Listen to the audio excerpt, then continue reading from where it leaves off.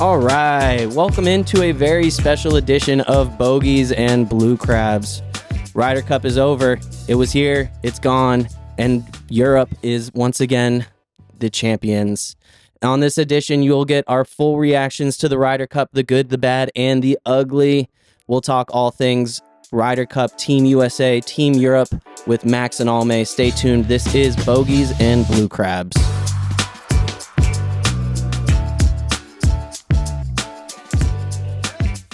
All right, Almay, welcome in. Thank you. Welcome back. Ryder Cup. Wow. What a... Oh, wait. The anticipation of getting to watch that. Yeah. Right? I mean, And now it's here. It was here and it's gone. it felt so quick. Like, yes. it felt like, we had like a month of build up to it and then bang, bang, bang, it's done. It's in the past. Right. It's in the rear view. Yes. What a dominant performance by my Team gosh. Europe. Yes. That was so, ladies and gentlemen, Team USA unfortunately lost 15-13. The comeback was not able to come to fruition, although they did battle hard Sunday.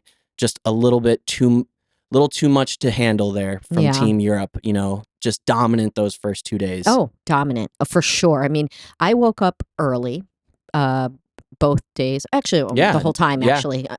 And just because I wanted to be ready. I mean, when I say ready, I don't actually mean I got dressed up in USA gear. And Oh, I did. You did? Oh, I did. I mean, I got like a special like red, white, and blue shirt. It's like stars all over it. Like I had on my hat. Like I was USA out. I was love rooting. that. I was rooting. I have to admit, I was still in my pajamas. That's all right. Okay, it's 7 in the morning. It's early. It's and early. I just turned it on, kind of waited, and I was excited. Like that first round, Bryson. Oh, that initial group, yes. that first group. Yes. I mean, they had been talking about it all week.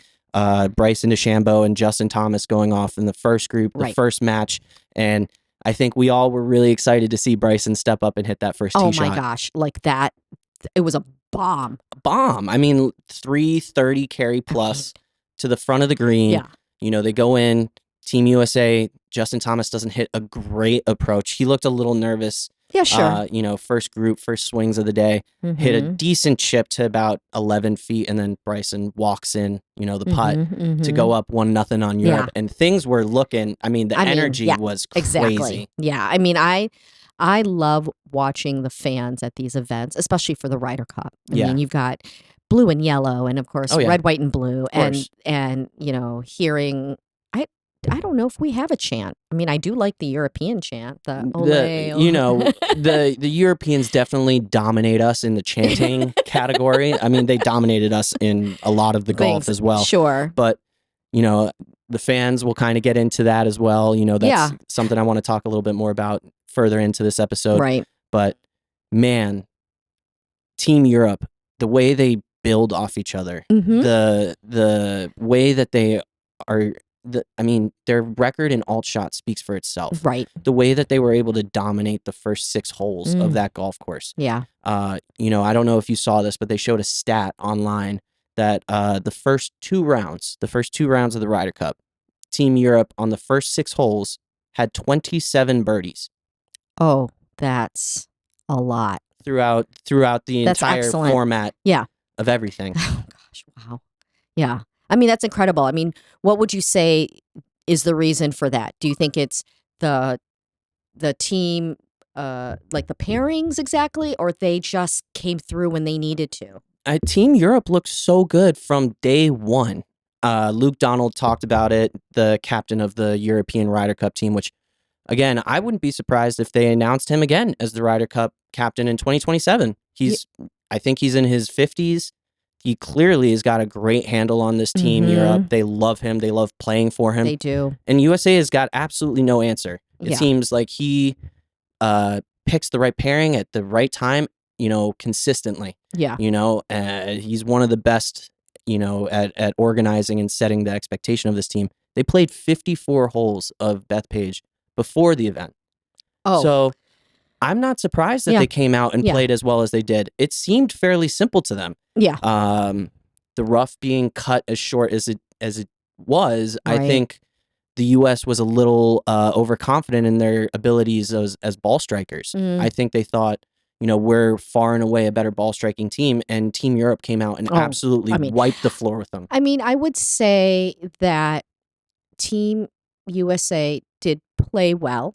I mean, minus some of these putts, but Team Europe just played better. Yeah, and it was consistent where Team USA was having to make birdies to tie the hole. Right. I mean, just to tie the hole. Just to tie. And then when the U.S. was putting the pressure on them, Europe was making the putt. Yes, exactly. And I think that goes back to Luke Donald as the captain, just nailing these pairings. Nailing them. I mean, Fleetwood Mac, Tommy Fleetwood and Rory McIlroy. I mean, what a group. I posted on Instagram, and go check us out on Instagram at BNBC Golf on Insta.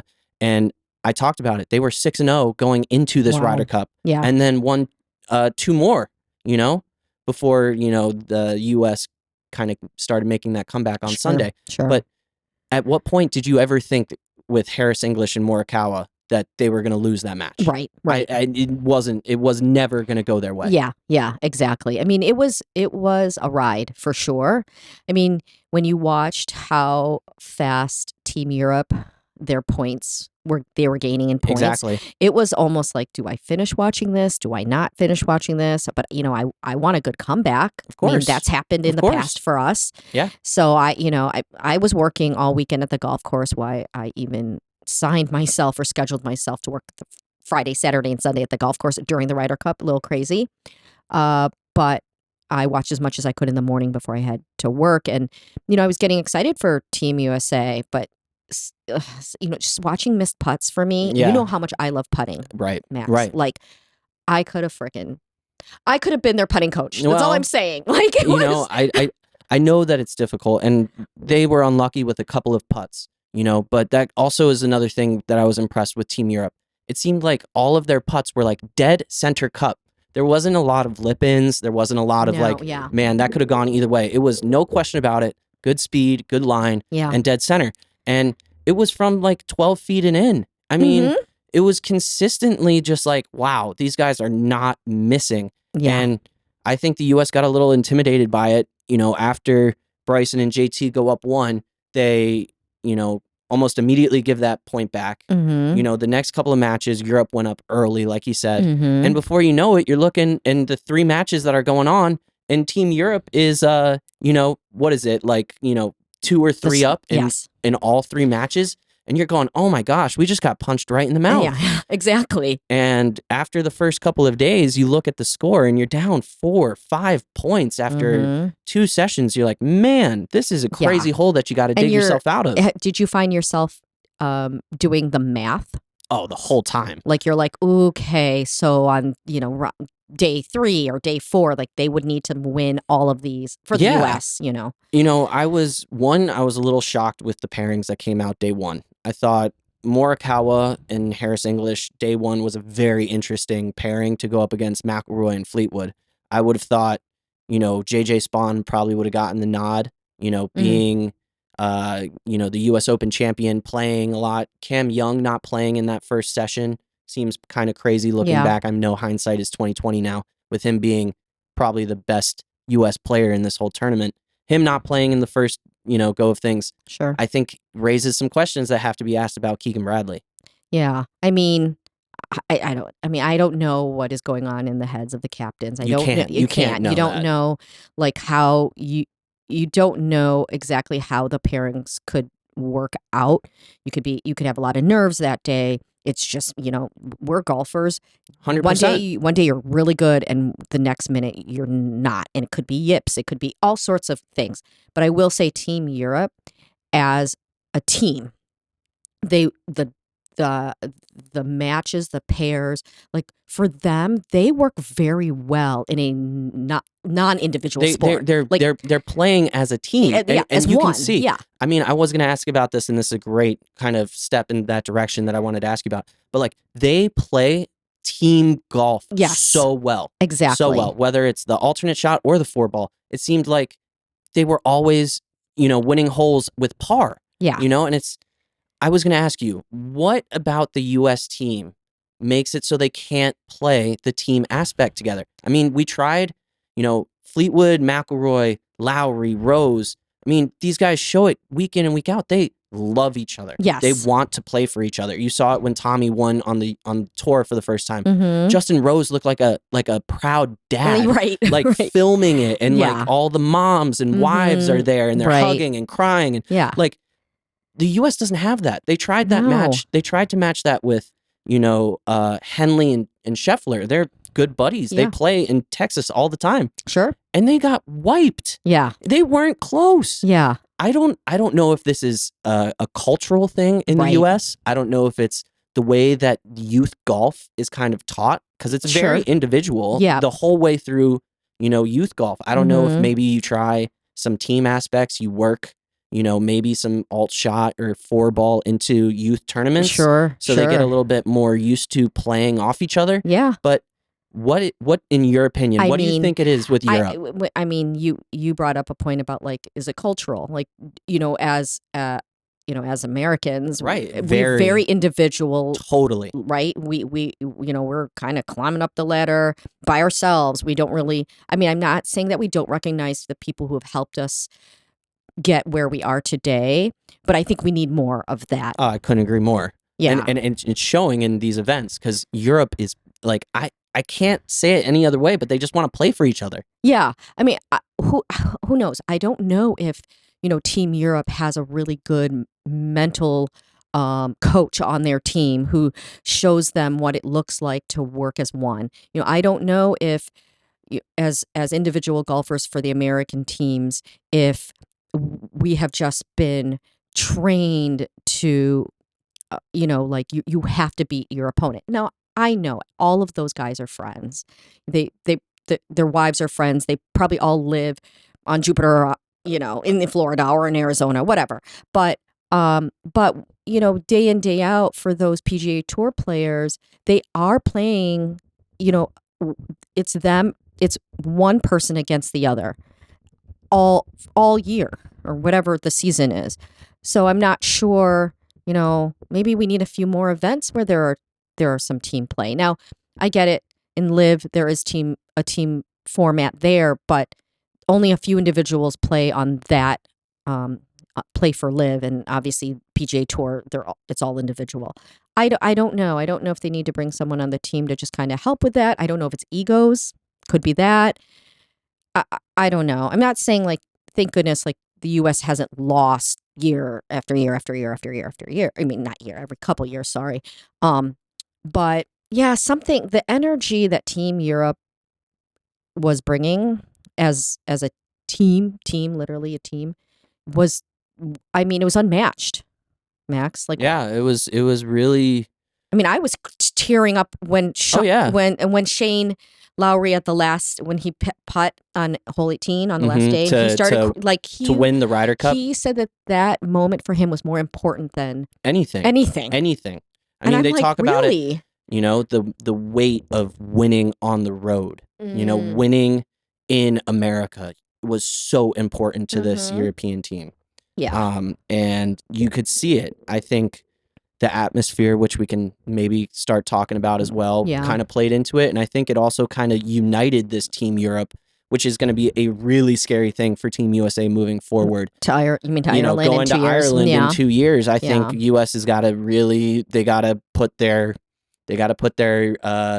armor on and kind of get ready and maybe have some pretty thick skin, because I can imagine that they're going to be fed pretty heavily with some or not. Well, we'll see. Or see. not. That's a fair point. Maybe this is a purely U.S. thing. Right, exactly. You saw the comments, Rory, I think, if you go online and you just look up Rory right now, there's interviews everywhere talking about the interactions with fans and the way it all kind of came together. Yeah, I mean, if you're going to bash another team, why don't you just take all that energy and uplift yours? And I think that's a really good point that he was making, instead of being so derogatory towards them. Yeah. Lift them up. But I think that goes back to, but maybe that's why they won. I think the fans probably would have been more supportive if the US was playing and it was competitive. I think at that point, Europe was up so much that the fans were really frustrated. Not that I'm making any excuses for the fans. I don't support, the derogatory terms or, going after somebody's family. Lack There's of got to be a line. sportsmanship. Yeah, there's got to be a line somewhere. And I love the passion from our fans, but we need to be a little bit better about it. Yeah, exactly. I mean, you watch a lot of soccer, sure, right? And they have some very stringent rules on fans when it comes to professional soccer and fans, and they'll toss you out. And I gotta give credit to one of the morning ESPN shows. I can't remember which one, but they brought up a really good point that one of the things that makes golf different is that the fans are so close to the action. Yeah, and it's consistent. True. You're a couple feet. Yes.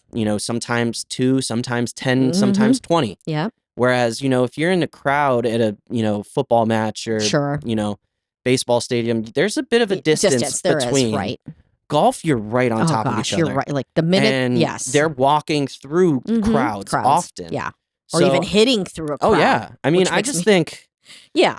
It's a really bad look for American fans, no doubt. I think you're going to get it on both sides regardless. Oh, sure, I think there's always going to be bad eggs, amongst in these crowds and these major events. But I think collectively we can look at this and say that was a step over the line. Yeah. I mean, like you just said, there are some bad eggs. And that doesn't, it really stinks when, I don't know how many fans there were or if it was just one particular fan, but putting all that focus on that one fan when really, there's also a lot of other fans that were behaving themselves, cheering Team USA on.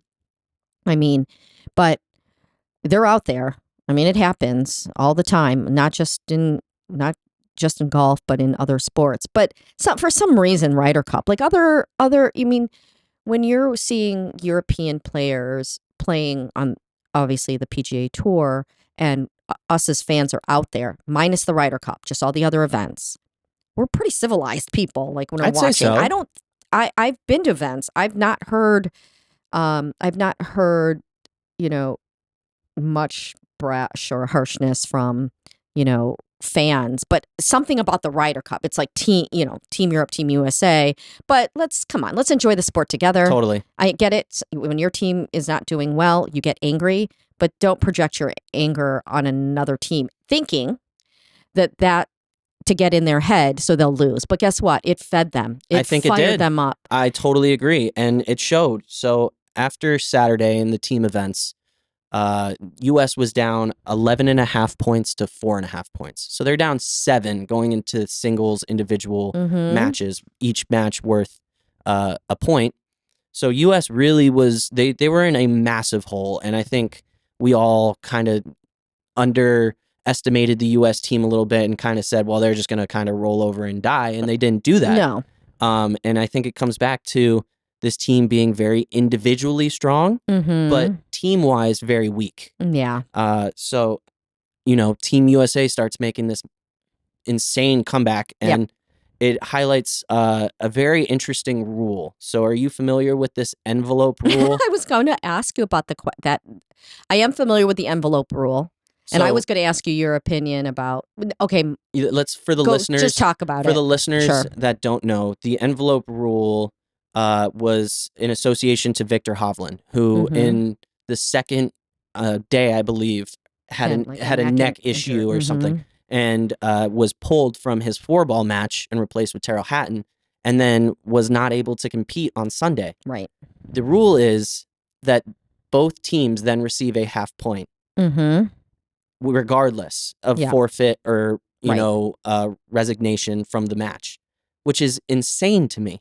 How you can give that half point, and then that half point actually was so vital coming down the stretch for Team Europe. Yeah, but also you have to talk about like the name that goes in the envelope. Like in the envelope, right, is a name that when you pull that name, if I'm correct, is that the name that they have to take that player out of the singles match? It was, or I'm did not they put that in? 100% sure. Like I think it was Harris English's name.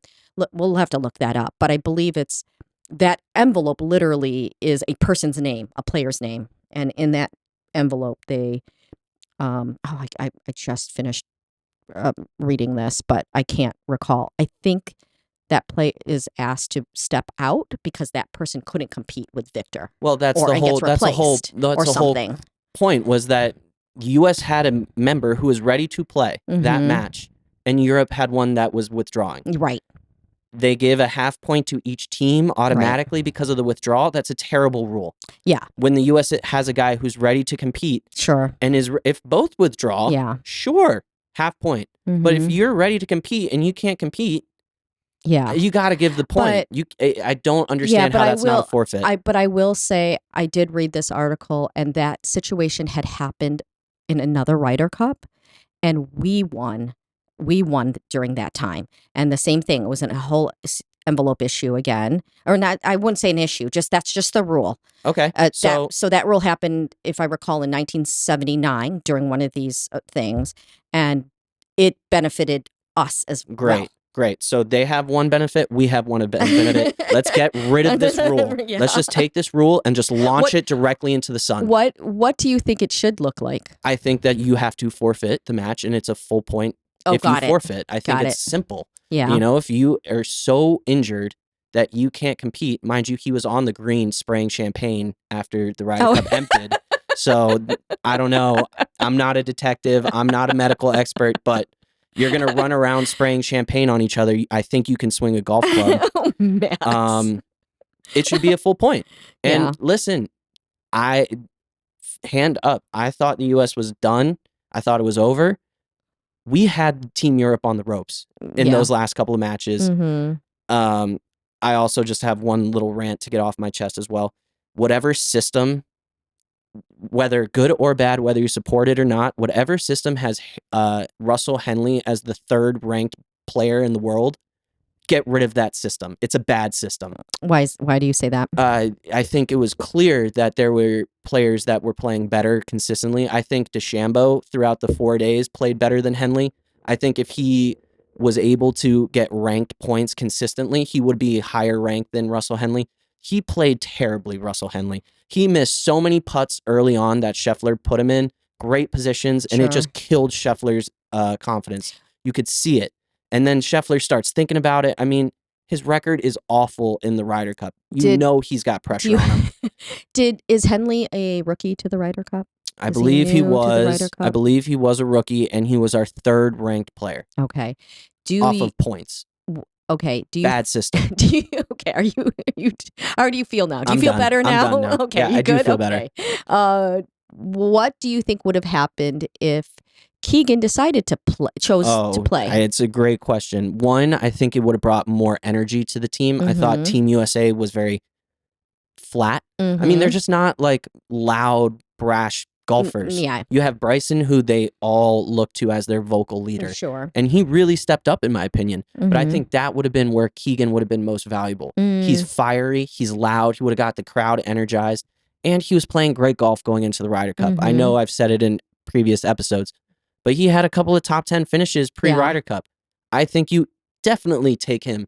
You definitely take him over Harris English. There's no question about it in my head. And do you feel at any moment during the Ryder Cup like he wanted to pull his clubs out? Oh my gosh. Are you kidding? I mean, they couldn't buy a putt on the first day.